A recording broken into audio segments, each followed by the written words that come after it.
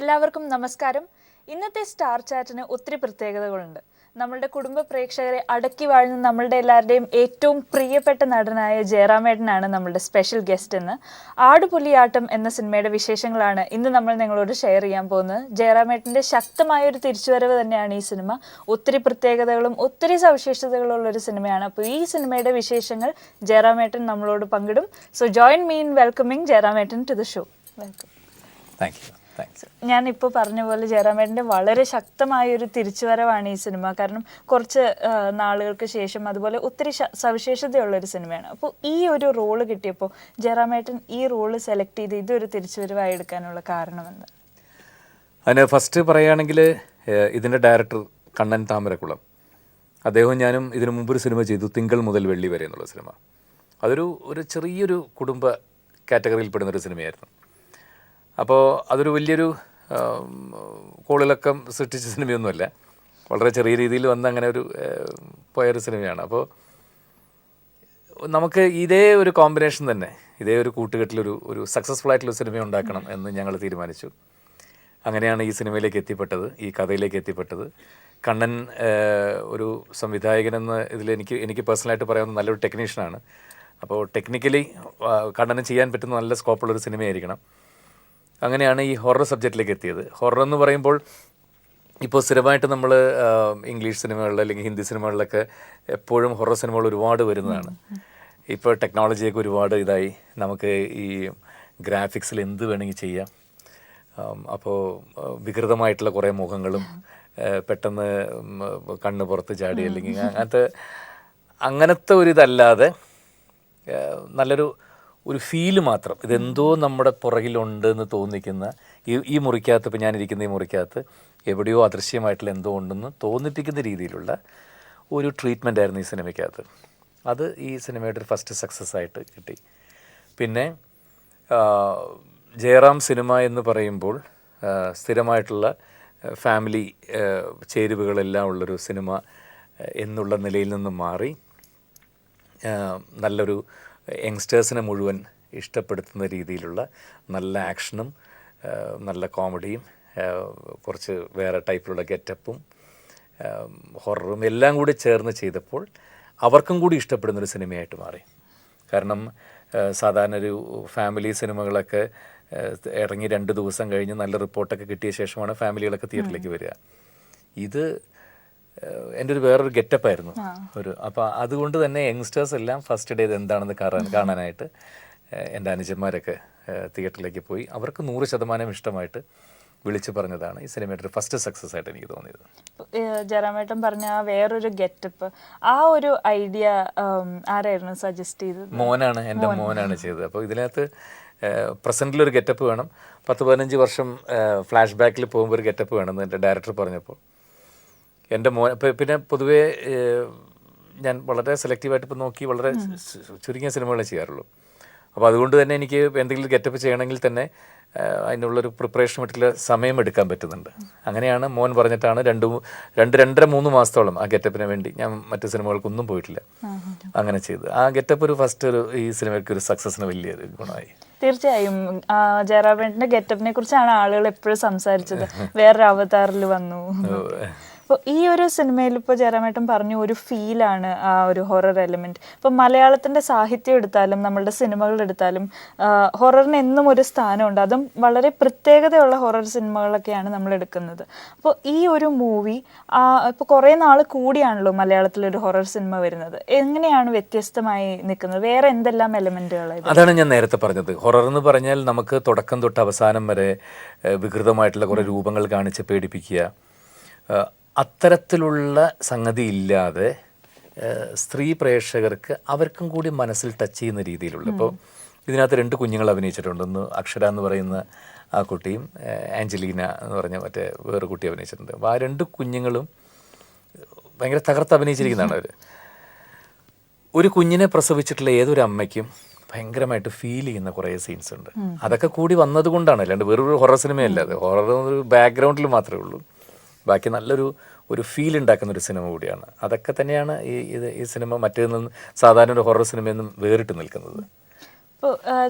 ഇത്തരം വ്യത്യസ്തമായിട്ടുള്ള സംഗതികൾ അതിനകത്ത് ഉള്ളത് കൊണ്ടാണ് ഇപ്പോൾ കുറച്ച് നല്ല സ്റ്റാർ കാസ്റ്റൊക്കെ സിനിമയിലേക്ക് എത്തിപ്പെടാനും കാരണം. ജയറാമേട്ടൻ പറഞ്ഞു ഇതില് സ്ത്രീകളെ ഒത്തിരി സ്പർശിക്കുന്ന ഒരു സിനിമയാണെന്ന്. ഇപ്പോൾ രമ്യ കൃഷ്ണനെ പോലെ ഒരു വളരെ ബോൾഡ് ആയിട്ടുള്ള ക്യാരക്ടേഴ്സ് ചെയ്യുന്ന ഒരു ആക്ട്രസ് വന്നപ്പോൾ ആളുടെ ഈവൻ നമ്മൾ ആ പാട്ടിൽ കാണുമ്പോൾ, ആ ഫ്ലാഷ് ബാക്കിലെ ഒരു പാട്ടിൽ കാണുമ്പോൾ ആള് വളരെ ബോൾഡായ ഒരു സ്ത്രീ ആണ്, ഒട്ടും വഴങ്ങാത്ത ഒരു ഇത്. അപ്പോൾ ആ ഒരു ക്യാരക്ടർ എത്രമാത്രം ഇന്നത്തെ ഒരു സിനാരിയോയിൽ പ്ലേസ് ചെയ്യുമ്പോൾ ഈ സിനിമയെ ഇൻഫ്ലുവൻസ് ചെയ്യുന്നത്? അതാണ് ആ ക്യാരക്ടർ, ഇതിനകത്ത് രമ്യകൃഷ്ണൻ ചെയ്തിട്ടുള്ള ക്യാരക്ടർ, അതൊക്കെ ഒരു പകരക്കാർ, വേറൊരാളെ നമുക്ക് ആലോചിക്കാൻ പറ്റാത്ത കഥാപാത്രങ്ങളാണ്. ഓംപുരി ആണെങ്കിലും അവരൊക്കെ ആണെങ്കിലും.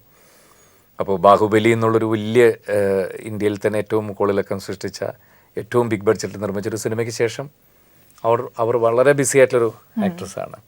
ഞാൻ അവരുടെ കൂടെ 3-4 സിനിമകൾ തമിഴിൽ ചെയ്തിട്ടുണ്ട്, എൻ്റെ ഹീറോയിനായിട്ടൊക്കെ അഭിനയിച്ചിട്ടുണ്ട്. അപ്പോൾ ഞാനവരെ ഫസ്റ്റ് സംവിധായകൻ വിളിച്ചിട്ട് അവരുടെ അടുത്ത് ഇതിൻ്റെ കഥ അയച്ചു കൊടുത്തപ്പോൾ അവർക്കത് ഭയങ്കര ഇഷ്ടമായിട്ട് അവരായിട്ട് ഇങ്ങോട്ട് വിളിച്ച് പറയുന്നു ഈ സിനിമ ഞാൻ ചെയ്യാം. ഓംപുരി സാറും അങ്ങനെ തന്നെയായിരുന്നു. അപ്പോൾ ഈ കഥയിലുള്ളൊരു ചെറിയ പ്രത്യേകതയാണ് എല്ലാവരെയും ഈ സിനിമയിലേക്ക് ആകർഷിച്ചത്. ഓംപുരി സാറായാലും സാറിൻ്റെ ബ്രദർ ആയാലും എപ്പോഴും നമ്മളുടെ മലയാള സിനിമയിൽ വരുമ്പോൾ ശരിക്കും ആ ഒരു ക്രൂര കഥാപാത്രമാണ് ഇതുവരെ ചെയ്തിട്ടുള്ളത്. അപ്പോൾ ഈ സിനിമയിൽ എങ്ങനെയാണ് സാറിൻ്റെ റോള്? ഓംപുരി സാറിൻ്റെ ഓംപുരി സാറിൻ്റെ വളരെ, അതായത് സാധാരണ ഇത്തരം സിനിമകളിൽ ഇത്തരം ഒരു ഈവിൾ സ്പിരിറ്റ് അല്ലെങ്കിൽ ഒരു അദൃശ്യമായിട്ടൊരു ശക്തിയുണ്ട്, അതിനെക്കുറിച്ചൊക്കെ പറയാൻ ആധികാരികമായിട്ട് ഇത് പറഞ്ഞാൽ ജനങ്ങളുടെ മനസ്സിലേക്ക് കയറുകയും പറയുമ്പോൾ മലയാളികളത് വിശ്വസിക്കണമെങ്കിൽ അങ്ങനത്തെ ഒരാൾ പറയണം. ഇപ്പോൾ തിലകൻ ചേട്ടനൊക്കെ അത് പറയുമ്പോൾ, തിലകൻ ചേട്ടനൊക്കെ അങ്ങനത്തെ വേഷങ്ങൾ ചെയ്യാറുണ്ട്. തിലകൻ ചേട്ടനൊക്കെ അത് പറയുമ്പോൾ ശരിക്കും നമുക്ക് മനസ്സിലങ്ങോട്ട് കൊള്ളും അത്. അപ്പോൾ അതേപോലത്തെ ഒരാൾ നമുക്ക് തിലകൻ ചേട്ടനില്ല. പഴയ ആർട്ടിസ്റ്റുകൾ ഒരുപാട് പേര് പോയി. അപ്പോൾ അത് ആരെന്നുള്ള വന്നപ്പോഴാണ് ഇങ്ങനെ ഓംപുരി സാറിലേക്ക് എത്തിയത്. അങ്ങനത്തെ ഒരു ആർട്ടിസ്റ്റ് ചെയ്തിരുന്നെങ്കിൽ എന്ത് നന്നായിരിക്കുന്നത്. നമ്മളുടെ ഭാഗ്യത്തിന് അവരെ കിട്ടുകയും ചെയ്തു. അത് ആ ക്യാരക്ടർ വളരെ മനോഹരമാവുകയും ചെയ്തു. നമ്മൾ ട്രെയിലർ കാണുമ്പോൾ തന്നെ അതിൽ ഓംപുരി സാറിൻ്റെ ഒരു ഡയലോഗുണ്ട്, മരണത്തെയാണ് ജയിക്കേണ്ടത്. അത് തന്നെ വളരെ ക്യാച്ചിയാണ്. ഈ സിനിമയിൽ അതുപോലെ ഈ സ്ക്രിപ്റ്റിൻ്റെ സ്ട്രെങ്ത്തിനെ കുറിച്ച് സാർ ഒന്ന് പറയൂ. പ്രത്യേകിച്ച് ഒരു ഹൊറർ സിനിമ വരുമ്പോൾ അതിൻ്റെ സ്ക്രിപ്റ്റ് ആണല്ലോ ആളുകളെ ഏറ്റവും കൂടുതൽ. അതെ, ഈ ഒരു ദിനേശ് പള്ളത്താണ് ഇതിൻ്റെ സ്ക്രിപ്റ്റ് ചെയ്തിട്ടുള്ളത്. തിങ്കൾ മുതൽ വെള്ളി വരെ കഴിഞ്ഞിട്ട് ഞങ്ങളുടെ സെയിം കോമ്പിനേഷൻ, കണ്ണനും ദിനേശും ഞാനും കൂടിയിട്ട് ഒരു ഹൊറർ സിനിമ എനിക്ക് തോന്നുന്നു ഉണ്ടാക്കിയെടുക്കാൻ പെട്ടെന്ന് എളുപ്പമാണ്. കാരണം കുറേ ഒരു ഞെട്ടിപ്പിക്കുന്ന കുറേ രംഗങ്ങൾ ഉണ്ടാക്കണം. ഒരു ഹോണ്ടഡ് ആയിട്ടുള്ള ഒരു ഹൗസ്, ആ ഹൗസിനകത്ത് പ്രേതം ഉണ്ടെന്ന് പറയുക, അങ്ങോട്ട് തിരിയുമ്പോൾ ഈ ചമരിനകത്ത് നിന്ന് കൈ വരിക, അല്ലെങ്കിൽ അവിടെ നിന്ന് പേടിപ്പിക്കുക, ബാത്റൂമിനകത്ത് കയറുമ്പോൾ കുറേ മുടി വരിക. അതൊക്കെ ഇപ്പോൾ സ്ഥിരമുള്ള സിനിമയിലാണ്. ചമരിക്കുള്ളിലൊക്കെ മുടി വരിക, അല്ലെങ്കിൽ ഷവർ തുറക്കുമ്പോൾ അതിനകത്തുള്ള ബ്ലഡ് വരിക, ചോര വരിക. അങ്ങനത്തെ സ്ഥിരമായിട്ടുള്ള സംഗതികൾ ഇല്ലാതൊരു സിനിമ ഉണ്ടാക്കണമെന്ന് ആദ്യമേ തീരുമാനിച്ചുകൊണ്ടാണ് ഇതിനകത്ത് എനിക്കൊരു കുടുംബം 15 വർഷം മുമ്പുള്ള എൻ്റെ ഒരു ഫ്ലാഷ് ബാക്ക് ഉണ്ടായിരുന്നു. വളരെ മോശപ്പെട്ടൊരു ഫ്ലാഷ് ബാക്കുള്ള കാരണം. അപ്പോൾ അത്തരം രീതിയിൽ ജീവിച്ച ഒരാളാണ്. അപ്പോൾ അന്ന് വളരെ മോശപ്പെട്ട രീതിയിൽ ജീവിച്ചിരുന്ന കാലത്ത് തമിഴ്നാട്ടിൻ്റെ എവിടെയോ കോർണറിലുള്ള ചെമ്പകക്കോട്ട എന്ന് പറയുന്ന സ്ഥലത്ത് ഞങ്ങൾക്ക് താമസിക്കേണ്ടി വന്നിട്ടുണ്ട്. അവിടെ ഞങ്ങൾക്കുണ്ടായ അനുഭവം, അതിനുശേഷം 15 വർഷങ്ങൾക്ക് ശേഷവും അന്ന് ഞങ്ങൾ താമസിച്ചപ്പോൾ ഉണ്ടായ ഒരു ഇൻസിഡൻറ്റ് വെച്ച് ഞങ്ങളെ ഹോണ്ട് ചെയ്ത് പുറകെ വരുന്ന ഏതോ ഒരു അദൃശ്യ ശക്തി, അതിൽ നിന്നും എങ്ങനെ ഞങ്ങൾ രക്ഷപ്പെട്ടു വരുന്നു എന്നുള്ളതാണ് സിനിമയുടെ ഇത്. അത് ഹ്യൂമറും ഇടയ്ക്ക് വിട്ടു പോവാതെ അങ്ങനെ ഒരു പോയിട്ടുള്ളതുകൊണ്ട് നല്ല ഒരു എന്റർടൈനർ ആയിട്ട് ആൾക്കാർക്ക് വളരെ ഇതായിട്ട്. ഇപ്പൊ ഹൊറർ മാത്രമാണെങ്കിൽ ആളുകൾ ആകെ പിരിമുറുക്കം വന്ന്. അല്ല, ഞാൻ അങ്ങനത്തെ ഒരുപാട് സിനിമകൾ കാണുന്ന ഒരാളാണ്. പ്രത്യേകിച്ച് ഹിന്ദിയിലൊക്കെ ഒരുപാട് വരാറുണ്ട്. അങ്ങനെ നമുക്ക് പ്രെഡിക്റ്റ് ചെയ്യാൻ പറ്റും ഇന്നതാണ്. ഇവർ ഫാമിലി ആയിട്ട് പോയിട്ട് ഒരു ഗ്രാമത്തിൽ ഒരു പാഴടഞ്ഞ് വീട്ടിൽ താമസിക്കുക. അങ്ങനത്തെ ഒരു വീട്ടിൽ താമസിക്കേണ്ട കാര്യമേ ഇല്ല, തപ്പിപ്പോര്. പോണ വഴിക്ക് തന്നെ ചില മരക്കൊമ്പിൽ ചില പാമ്പിരിപ്പുണ്ടാവും, കാക്കയിരിപ്പുണ്ടാവും. ഇവർ പോയി കഴിയുമ്പോൾ അപശകനങ്ങൾ ഉണ്ടാവും. ഇവർ പോയി കഴിയുമ്പോൾ ഒരു നെയിം ബോർഡ് ഇങ്ങനെ തലതിരിഞ്ഞ് വീഴും. പിന്നെ ആ വീട്ടിലേക്ക് കയറി ചെല്ലുമ്പോൾ ഇലകളില്ലാത്തൊരു മരം ഉണ്ടാവും അല്ലേ, അങ്ങനത്തെ സ്ഥിരമായിട്ടില്ലേ, എല്ലാം അടയ്യ. പിന്നെ നമ്മൾ പറഞ്ഞ പോലെ ബാത്റൂമിൽ മുടി എല്ലാത്തിലും. ഇതിലിപ്പോ പാഷാണ ഷാജി ചെയ്യുന്ന റോളും അതുപോലെ പിഷാരടി ചെയ്യുന്ന റോളും ശ്രീകുമാർ ഇവരൊക്കെ ഇതില് കുറച്ചൊരു മസാല ആഡ് ചെയ്യുന്ന പോലെ. അതെ അതെ, ഇങ്ങനത്തെ സിനിമ വരുമ്പോൾ എന്തെങ്കിലും റിലാക്സേഷൻ ഇല്ലെങ്കിൽ ഭയങ്കര ഇതായിരിക്കും. തുടക്കം തൊട്ട് ഇങ്ങനെ ഒരേ പിരിമുറുക്കത്തിലിരിക്കാതെ അപ്പപ്പ സീൻസിന് പുട്ടിന് പീരയിട്ട് കൊടുക്കുന്ന പോലെ അത് അവരാണ് അതിൻ്റെ റിലാക്സേഷൻ എല്ലാം. അപ്പോൾ അത് ത്രൂ ഔട്ട് ഇങ്ങനെ കീപ്പ് ചെയ്ത് പോയിട്ടുണ്ട്. അപ്പോൾ ഈ മലയാളികൾ എപ്പോഴും ക്വാളിറ്റി സിനിമ ഡിമാൻഡ് ചെയ്യുന്നവരാണ്, ഭയങ്കര ക്രിട്ടിക്സ് ആണെന്ന് പറയും. അപ്പോൾ ഇവിടെ ഒരു ഹൊറർ സിനിമ വിജയിക്കണമെങ്കിൽ കുറച്ചൊക്കെ സയന്റിഫിക് ഫാക്ട്സും വേണമല്ലോ. അത് വേണം. അപ്പോൾ ഇതിലെ ഒരു സ്ക്രിപ്റ്റിൽ അങ്ങനെ ഒരു ഫാക്ട് സാറിന് അല്ല, എന്തായാലും നമ്മളുടേതായിട്ടുള്ള സംസ്കാരം, നമ്മളുടെ കൾച്ചർ, അതൊക്കെ വിട്ടിട്ട് നമുക്ക് ഒരിക്കലും ചെയ്യാൻ പറ്റില്ല. അപ്പോൾ അത് എവിടെയെങ്കിലും ഒരു എലിമെൻ്റ് വേണം. അത് നമ്മളുടേതായിട്ടുള്ള ഒരു രീതിയിൽ കൂടെ തന്നെയാണ് ഇതിൻ്റെ ക്ലൈമാക്സിലേക്ക് പോയിട്ട് ഇതിൻ്റെ ബാക്കിയുള്ള കാര്യങ്ങളൊക്കെ ചെയ്തിരിക്കുന്നത്. അത് കൈവിട്ടിട്ടില്ല കേട്ടോ, അത് അങ്ങനെ തന്നെയാണ് ചെയ്തിരിക്കുന്നത്. പിന്നെ ഇതിലെ പാട്ടുകൾ രതീഷ് വേഗ സാറ് പാട്ടുകൾ ട്യൂൺ ചെയ്തിരിക്കുന്നത്. അപ്പം സാറിൻ്റെ ഈ ഓരോ പാട്ടുകളും അപ്പോൾ ആ ട്യൂൺ ഇപ്പം സാറിന് തോന്നിയ ആ സന്ദർഭത്തിന് ഏറ്റവും മാച്ചായി എന്ന് തോന്നിയത്? ഇല്ല, രതീഷ് വേഗയുടെ നല്ലൊരു വർക്കാണ്. അദ്ദേഹത്തിൻ്റെ ശരിക്കും ഒരു തിരിച്ചുവരവ് തന്നെയാണ് സിനിമ. പാട്ടുകൾ ഓൾറെഡി വലിയ ഹിറ്റായി. അടുത്ത കാലത്ത് എനിക്ക് തോന്നുന്നു ഏറ്റവും ഒരു ഓഡിയോ റൈറ്റ്സ് ഏറ്റവും കൂടുതൽ വിറ്റുപോയ സിനിമയാണ് അത്. പാട്ടുകൾ സക്സസ് ആയതിൻ്റെയാണ്. ഈസ്റ്റ് കോസ്റ്റ് ആണ് ഇതിൻ്റെ കാസറ്റ് ചെയ്തിട്ടുള്ളത്. ഈസ്റ്റ് കോസ്റ്റ് വിജയൻ ആദ്യം തന്നെ അദ്ദേഹം ഈ പാട്ടുകൾ കേട്ടപ്പോൾ തന്നെ ഒരു വലിയ ഓഫറിലാണ് അത് അങ്ങോട്ട് അദ്ദേഹം മേടിച്ചത്. അതൊരു വലിയ പ്ലസ് പോയിൻ്റ് ആയിരുന്നു. പിന്നെ ഇതിൻ്റെ ഒരു ഓഡിയോ ലോഞ്ചും പബ്ലിക്കിനെ ഇത് ചെയ്തിട്ട് ചാലക്കുടിയിൽ വെച്ചിട്ടാണ് നടന്നത്. അവരെയൊക്കെ പാർട്ടിസിപ്പേറ്റ് ചെയ്തിട്ട് അതൊരു വലിയ ഫംഗ്ഷനായിരുന്നു. രതീഷ് വേഗ ബാക്ക്ഗ്രൗണ്ട് സ്കോർ മാത്രമല്ല പാട്ടുകളും എല്ലാം വളരെ മനോഹരമായിട്ട് ചെയ്ത സിനിമയാണ്. ഒരുപാട് ടൈം എടുത്ത്. അതും ഈ സിനിമയുടെ ഒരു വലിയ പ്ലസ് പോയിന്റ് തന്നെയാണ്. പിന്നെ ഞങ്ങളെല്ലാം കൊണ്ടൊരു പാട്ടും പാടിച്ചിട്ടുണ്ട് രതീഷ് വേഗ. അതൊരു പാട്ടെന്ന് പറയാൻ പറ്റില്ല, ഒരു രസകരമായിട്ടുള്ളൊരു ഇതാണ്. ഞാനും ഷാജിയും പിഷാരടി ഞങ്ങളൊക്കെ ഒരുമിച്ചാണ് പാട്ട് പാടിയിട്ടുള്ളത്. അയ്യ, അത് ഞാൻ പറഞ്ഞില്ല, പാട്ടെന്ന് പറയാൻ പറ്റില്ല. അതെ, അതുകൊണ്ടാണ്. പിന്നെ ഇതിന്റെ ഈ മൂവിയുടെ ഓഡിയോ ലോഞ്ച് തന്നെ വളരെ സ്പെഷ്യൽ ആയിരുന്നു. ജയറാമേട്ടന്റെ വക ചെണ്ടമേളം ഒക്കെ ഉണ്ടായിരുന്നു.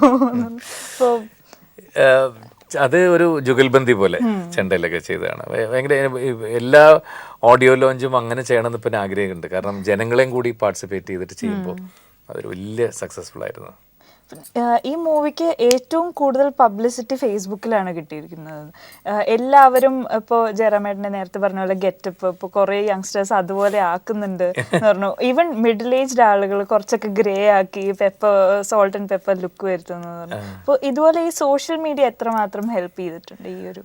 സോഷ്യൽ മീഡിയ വളരെ ഇതല്ലേ, നമുക്കിപ്പോൾ പഴയ പോലെ അല്ലല്ലോ. ഒരു കാര്യം ജനങ്ങളിലേക്ക് എത്തിക്കാനും അതേപോലെ അവർക്ക് ഇങ്ങോട്ട് അത് ഇത് ചെയ്യാനും എല്ലാം വളരെ നല്ലൊരിതാണ്. പക്ഷേ നമ്മളത് എങ്ങനെ യൂസ് ചെയ്യുന്നതനുസരിച്ച് നല്ലതിന് നല്ലതായിട്ടും ചീത്തയെ മാറ്റി നിർത്തുകയും നല്ലത് സ്വീകരിക്കുകയും ചെയ്താൽ ഏറ്റവും നല്ലതാണ് സോഷ്യൽ മീഡിയയൊക്കെ.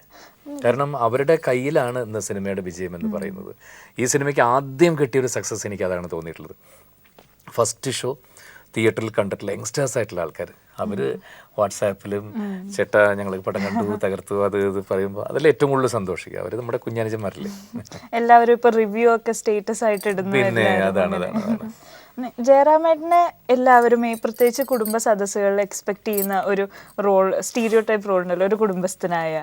പക്ഷേ ഈ സിനിമ ഒരു വലിയ എക്സ്പെരിമെന്റ് ആണല്ലോ. ആ ഒരു രീതിയിൽ കുറെ ആക്ഷൻ ഉണ്ട്, ഹൊറർ ഉണ്ട്. അപ്പോൾ ഇങ്ങനെ ഒരു റിസ്ക് എടുത്ത് ഇതുപോലൊരു തിരിച്ചുവരവിന് എന്തെങ്കിലും ഒരു ഭയങ്കര സ്ട്രോങ് ഫോക്കൽ പോയിന്റ് ഉണ്ടാവുമല്ലോ, അതെന്തായിരുന്നു? ഇല്ല, ഇത് തന്നെയാണ്. കഴിഞ്ഞ സിനിമ കഴിഞ്ഞപ്പോൾ, തിങ്കൾ മുതൽ വെള്ളി വരെ എന്നുള്ള സിനിമ കഴിഞ്ഞപ്പോൾ ഞാൻ തന്നെ സ്വയം എടുത്ത തീരുമാനമാണത്. ഇനി ഒരേ ടൈപ്പ് ഒരു സ്റ്റീരിയോ ടൈപ്പ് ഒരു ഭർത്താവ് അല്ലെങ്കിൽ ഒരു ഫാമിലി മാൻ, ഇത് തന്നെയാണ് ഞാൻ കഴിഞ്ഞ ഒരുപാട് വർഷങ്ങളായിട്ട്. അത് ഞാൻ ചെയ്തതല്ല, എന്നെ തേടി വന്നത് മുഴുവൻ അതായിരുന്നു. ആളുകൾക്ക് വേണ്ടത് അങ്ങനെയായിരുന്നു. എന്നെ തേടി വരുന്ന, പിന്നെ ഒരു ഇടക്കാലത്ത് ഞാൻ ചെയ്തിട്ടുള്ള ഡയറക്ടേഴ്സൊക്കെ അത്തരം കുടുംബ ചിത്രങ്ങൾ ചെയ്യുന്ന ഡയറക്ടേഴ്സായിരുന്നു. ഒരിക്കലും അത് ചീത്താന്ന് ഞാൻ പറയില്ല കേട്ടോ. ഇപ്പോഴും ഏറ്റവും കൂടുതൽ ഞാൻ അഭിമാനമായിട്ട് പറയുന്ന കാര്യമാണ് അത്തരം സിനിമകളിൽ എനിക്ക് കഴിഞ്ഞ 10-30 വർഷക്കാലം അഭിനയിക്കാൻ കഴിഞ്ഞു എന്നുള്ളത് ഞാൻ എന്നും ഒരു അഭിമാനമായിട്ട് പറയുന്നൊരു കാര്യമാണ്.